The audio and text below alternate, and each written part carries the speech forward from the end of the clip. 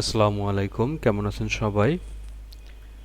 আজ আমি দেখাবো আপনাদেরকে কিভাবে গুগল ক্রোম ব্রাউজারে বাংলা ফন্ট ব্যবহার করবেন।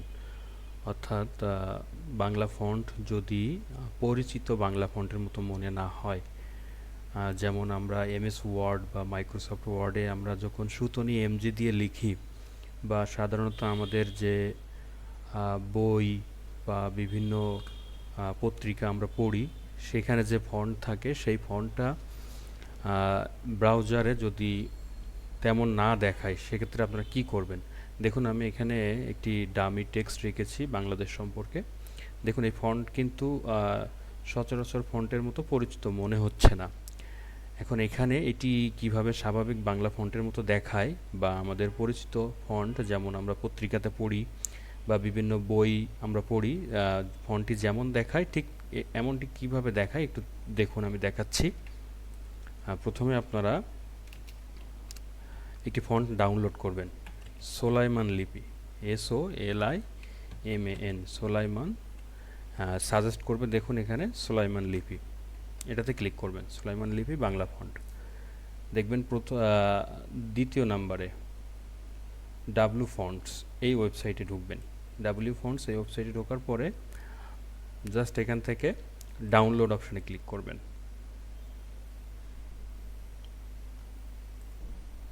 জাস্ট হচ্ছে সেভ দিবেন, ডাউনলোড ফোল্ডারে সেভ দিবেন। ওকে, ডাউনলোড হয়ে গেছে। এখন আমি ওই লোকেশনে যাই। এটা একটি জিপ ফাইল, এটাকে আনজিপ করবেন। এখান থেকে এক্সট্রাক্ট হেয়ার দেওয়ার পরে দেখুন এখানে এই তিনটা হচ্ছে ফন্ট, এই তিনটারে সিলেক্ট করবেন, করে কপি করবেন।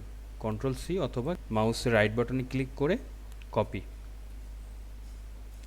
তারপর যেটা করবেন সেটা হচ্ছে আপনার সি ড্রাইভে এখানে যাবেন। যাওয়ার পরে লোকাল ডিস্ক সি ড্রাইভ, অর্থাৎ যে ড্রাইভে উইন্ডোজ করা থাকে, এখানে যাওয়ার পরে উইন্ডোজ অপশনে ক্লিক করবেন। উইন্ডোজে ক্লিক করার পরে দেখবেন ফন্ট, এখানে ক্লিক করে জাস্ট হচ্ছে পেস্ট করবেন, যেটা কপি করলেন সেটা পেস্ট অপশনে ক্লিক করবেন। ফন্টগুলো আমার এখানে ইনস্টল করা থাকায় এই মেসেজটা দিচ্ছে। আপনাদের এই মেসেজটি দিবে না যদি ইনস্টল না করা থাকে।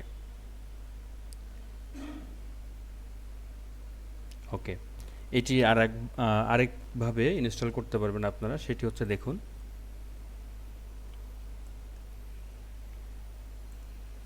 জাস্ট আনজিপ করার পরে এরপরে ডাবল ক্লিক করবে, করে হচ্ছে ইনস্টলে ক্লিক করবেন। এভাবেও কিন্তু ইনস্টল করা যাবে।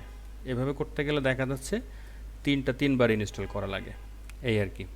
ওকে, এখন আসেন মূল কাজে। দেখুন লেখাটা কিন্তু কেমন দেখাচ্ছে। 3 ডট আইকন, এখানে ক্লিক করবেন, করার পরে সেটিংস অপশনে ক্লিক করবেন। সেটিংস থেকে এখানে লিখবেন ফন্ট। ফন্ট লেখার পরে দেখবেন কাস্টমাইজ ফন্ট আছে, এখানে কাস্টমাইজ ফন্টে ক্লিক করবেন। ওকে, তারপরে এখানে দেখবেন আপনাদের ডিফল্ট ব্রাউজারে যে ফন্ট থাকে সেটি আছে, এটাকে জাস্ট চেঞ্জ করে দিবেন। এই যে স্ট্যান্ডার্ড ফন্ট এখানে দিবেন, SO চাপ দিলেই কিন্তু সোলাইমান লিপি চলে আসবে। আপনি শুধু সোলাইমান লিপি তা কিন্তু না, আপনি অন্য বাংলা ফন্টও ব্যবহার করতে পারবেন।